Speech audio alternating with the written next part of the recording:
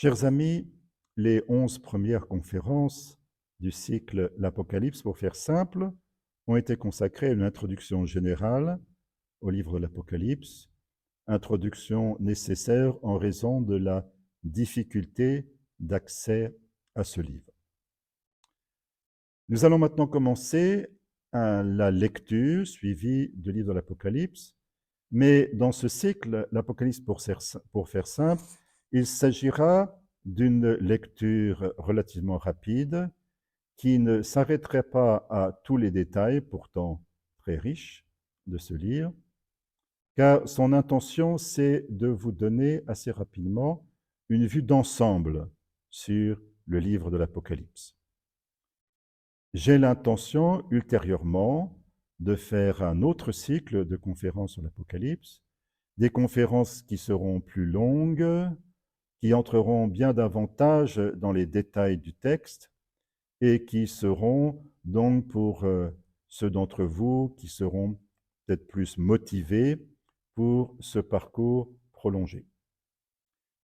Donc maintenant, dans l'Apocalypse pour faire simple, je commence la lecture du livre de l'Apocalypse.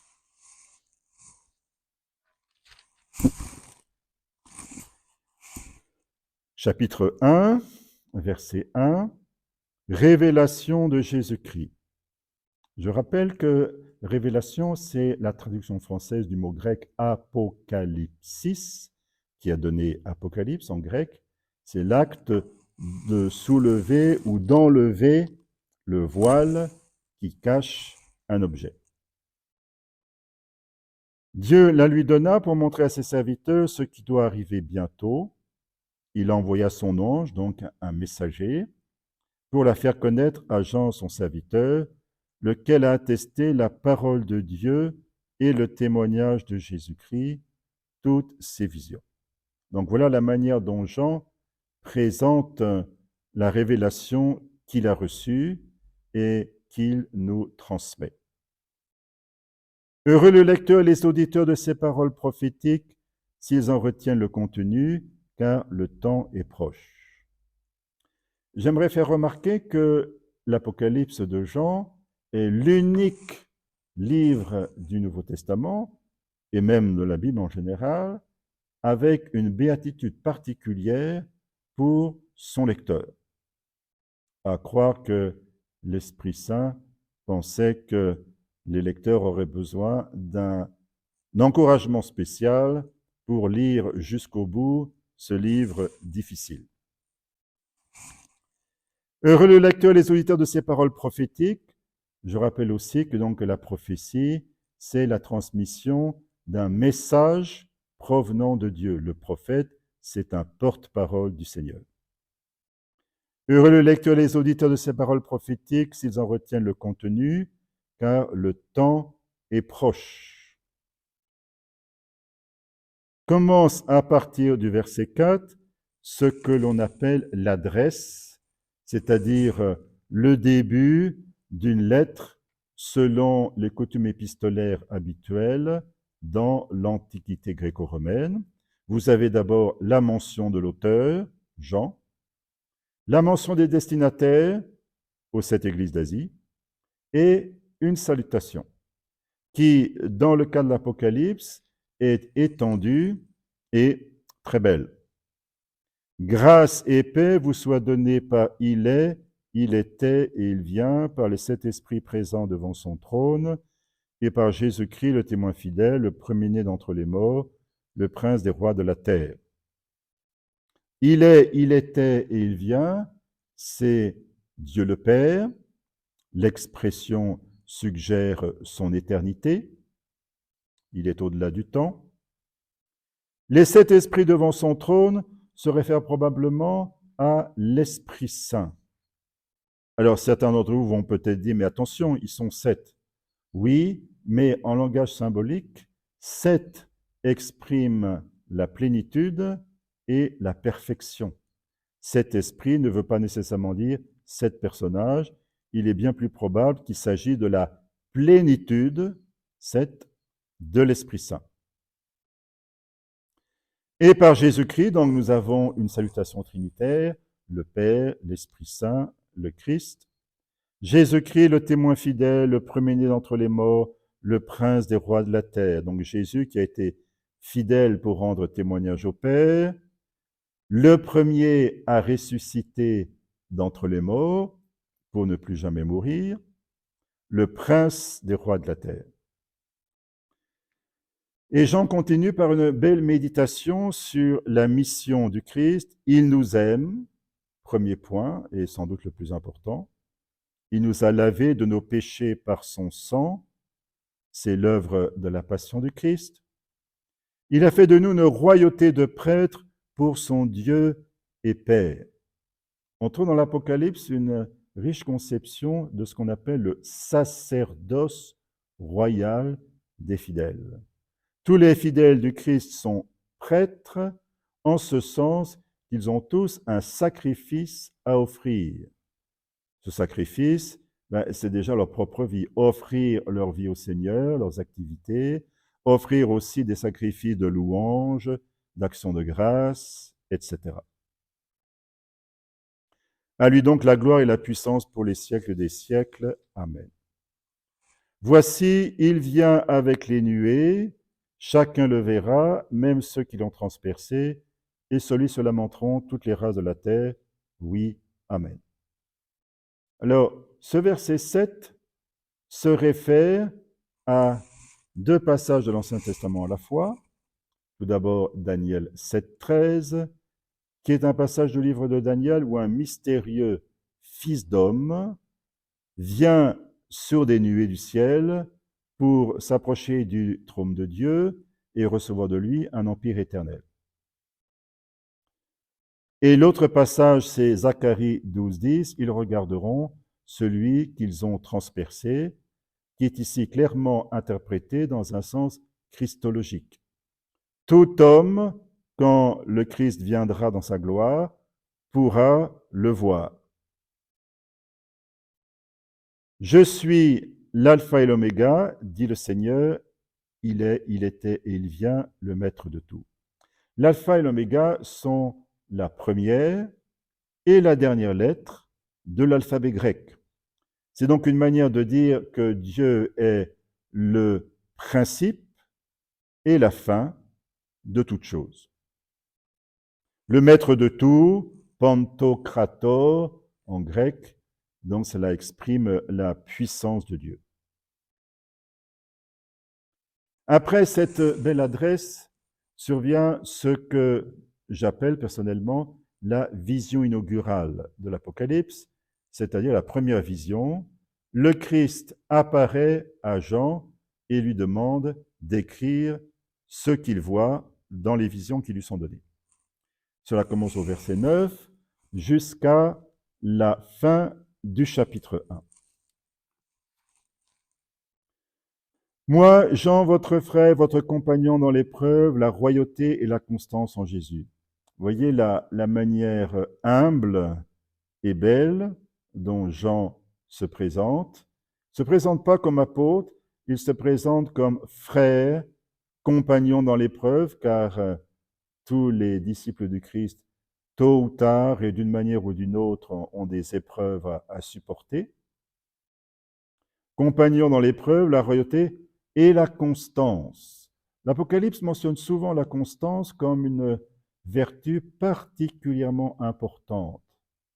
La constance, c'est ce qui permet aux disciples de persévérer dans l'épreuve. C'est donc une vertu particulièrement nécessaire. Je me trouvais dans l'île de Patmos. Alors, dans l'introduction, j'ai parlé un peu de l'île de Patmos, sa localisation dans la mer Égée, et de la raison probable pour laquelle Jean s'y trouvait, à cause de la parole de Dieu et du témoignage de Jésus. L'explication la plus probable, c'est que Jean y était en exil. Je fus dans l'esprit le jour du Seigneur. Le jour du Seigneur, c'est le dimanche. C'est le jour où le chrétien célèbre, font mémoire de la résurrection du Christ et se réunissent pour la célébrer. Alors, le jour du Seigneur, est-ce que Jean a eu sa vision dans la liturgie? Peut-être, nous ne savons pas. Je fus dans l'Esprit, si je traduis littéralement, c'est-à-dire que l'Esprit Saint est survenu sur lui. Alors peut-être que ça a provoqué une extase, c'est possible, mais le plus important, ce n'est pas le phénomène psychosomatique, le plus important, c'est la venue de l'Esprit Saint sur Jean. Alors Jean nous donne ensuite une description. J'entendais derrière moi une voix clamer comme une trompette. Ce que tu vois, écris-le dans un livre pour l'envoyer aux 7 églises, à Éphèse, Smyrne, Pergame, Thyatire, Sardes, Philadelphie et Laodicée. Il s'agit donc des 7 églises d'Asie mineure. Je me retournai pour regarder la voix qui me parlait, et m'étant retourné, je vis 7 candélabres d'or, et au milieu des candélabres comme un fils d'homme. Alors, commence une description du Christ. J'aimerais vous faire remarquer que c'est l'unique description du Christ que nous trouvons dans tout le Nouveau Testament. À quoi Jésus ressemblait-il? Quelle taille avait-il? Quel était l'aspect de son visage, etc. La couleur de ses yeux? Nous ne savons pas. Le seul détail que nous donne saint Luc, c'est qu'au début de sa vie apostolique, Jésus avait environ 30 ans. C'est tout. Alors certes, il y a une représentation iconographique, picturale, traditionnelle de Jésus, avec des cheveux longs, avec une barbe à 2 pointes, avec une petite mèche descendant au milieu du front, etc. Ce modèle traditionnel a probablement son origine historique dans le suaire de Turin, qui semble bien, pour autant qu'on puisse l'apprécier sur le plan purement scientifique, qui semble bien comme une photo négative de Jésus de Nazareth. Mais ici, l'Apocalypse ne va pas nous donner une description physique de Jésus, car, il faut bien le reconnaître, quelle en serait l'importance pour la foi que Jésus ait les yeux bleus ou les yeux marrons, ou les yeux verts, tout ce que vous voulez, ça ne change rien. Il y a des choses plus importantes à dire sur le Christ que de préciser la couleur de ses yeux ou de ses cheveux. Même si, de fait, la couleur des cheveux va être mentionnée, mais il faut le comprendre d'une manière symbolique. C'est donc une vision symbolique qui veut suggérer quelque chose au plan théologique. Je vis au milieu des candélabres comme un fils d'homme, donc là encore référence à ce mystérieux personnage transcendant du livre de Daniel, qui reçoit un empire éternel de la part de Dieu. Revêtu d'une longue robe serrée à la taille par une ceinture en or, sa tête avec des cheveux blancs est comme de la laine blanche, comme de la neige, oui, un blanc éclatant. Mais ne le comprenons pas comme une affirmation d'ordre physique, comme si Jésus avait effectivement les cheveux blancs. Non, c'est d'ordre symbolique. Le blanc, c'est normalement la couleur des cheveux des personnes âgées ou très âgées. Et donc, c'est une manière de suggérer que Jésus est éternel. Dans le chapitre 7 du livre de Daniel, auquel justement l'expression fils d'homme fait référence, Dieu a lui aussi les cheveux blancs. Donc, c'est un symbole d'éternité. Ses yeux sont comme une flamme ardente. Là aussi, ce n'est pas une affirmation sur la couleur effective des yeux de Jésus, c'est une affirmation.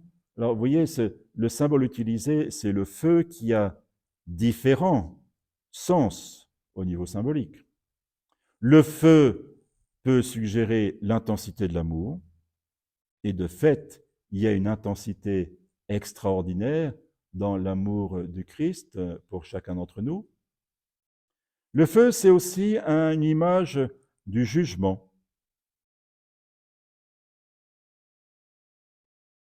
Ses pieds sont pareils à de l'airain précieux que l'on aurait purifié au creuset.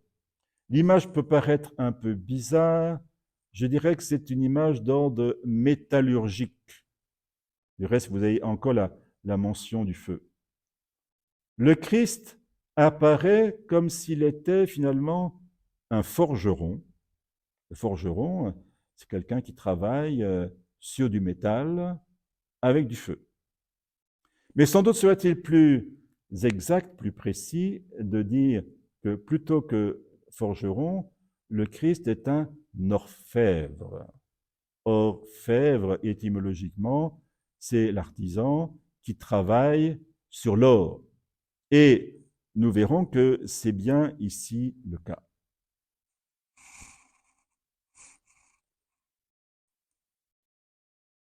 Sa voix, c'est comme la voix des grandes eaux. Alors vous voyez que au début de la description, au verset 10, j'entendis une voix clamée comme une trompette. Et maintenant, la voix, c'est comme la voix des grandes eaux. Vous voyez comment l'Apocalypse superpose deux images sonores complètement différentes. La trompette, c'est l'instrument de musique qui produit le son le plus élevé, et même un son assez perçant.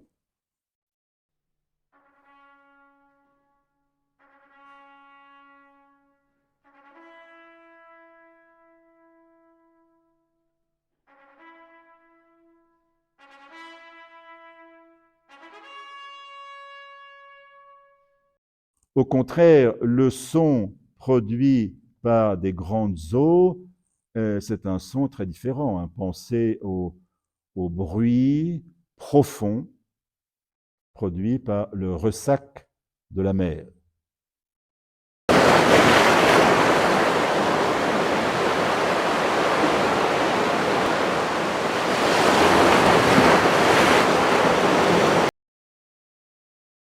Donc Jésus a la voix à la fois la plus élevée, la plus perçante, et aussi la voix la plus profonde. Une belle manière de suggérer quelque chose sur la voix du Christ. Dans sa main droite, il a cette étoile, nous verrons plus loin la signification de ce symbole, et de sa bouche sort une épée acérée à double tranchant. Alors, ils vont évidemment pas le comprendre au sens matériel ou littéral. L'épée, c'est une image de la parole de Dieu. Nous voyons cela de manière explicite dans un passage célèbre du Nouveau Testament situé au chapitre 4 de l'Épître aux Hébreux. Donc, Épître aux Hébreux, chapitre 4, versets 12 et 13. Vivante est la parole de Dieu, efficace et plus incisive qu'aucun glaive à double tranchant. Elle pénètre jusqu'au point de division de l'âme et de l'esprit, des articulations et des moelles. Elle peut juger les sentiments et les pensées du cœur. Aussi n'y a-t-il pas de créature qui reste invisible devant elle, mais tout est nu et découvert aux yeux de celui à qui nous devons rendre compte. Donc c'est une image de la parole de Dieu qui est pénétrante, comme un glaive, la parole de Dieu qui opère un discernement dans les cœurs. Et enfin, son visage, c'est comme le soleil qui brille dans tout son éclat. Alors, le soleil symbolise la divinité car c'est la source de lumière la plus intense que nous pouvons expérimenter dans l'univers physique, même si intense que nous ne pouvons pas la fixer du regard tellement elle est forte. Donc c'est une belle image de la divinité du Christ. Nous continuerons notre lecture dans la prochaine vidéo. Je vous dis donc à bientôt.